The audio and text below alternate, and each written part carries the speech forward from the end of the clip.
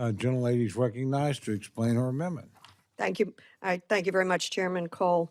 I rise in support of my amendment, which states that none of the funds made available to the Treasury Department by this bill can be used to prevent the release of financial records. After all, here we are marking up the Financial Services and General Government Appropriations Bill, including suspicious activity reports, SARS, relating to the Epstein-Maxwell case to Congress.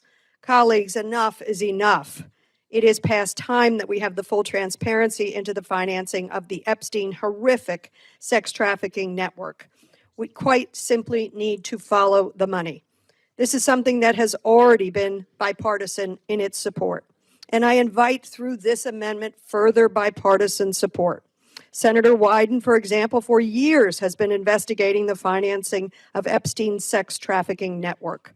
And over this past weekend, as part of his committee's investigation, Oversight Chairman James Comer sent a letter to Treasury Secretary Bessent requesting that the department produce certain SARs relevant to his investigation. This information is critical for effective congressional oversight.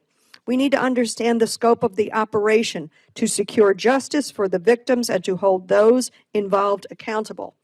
It is our duty, after all, to seek justice and to prevent further harm, as Mr. Hoyer said.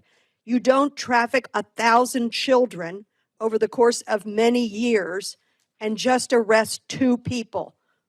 That just simply doesn't happen. There are perpetrators out there who probably have gone on to injure other children and women.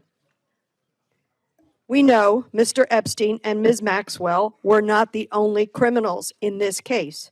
Numerous prominent businessmen were financially connected to Epstein in ways one can only describe as abnormal. We need to know if these transactions raised alarms, and if not, what went wrong, so that we can prevent something like this from ever happening again or happening right now. Additionally, the girls and women, they were criminally assaulted, they were raped, they were trafficked, they were molested, they were groomed. They deserve full honesty, transparency about what happened to them. And they deserve a chance to heal, if possible, and where possible.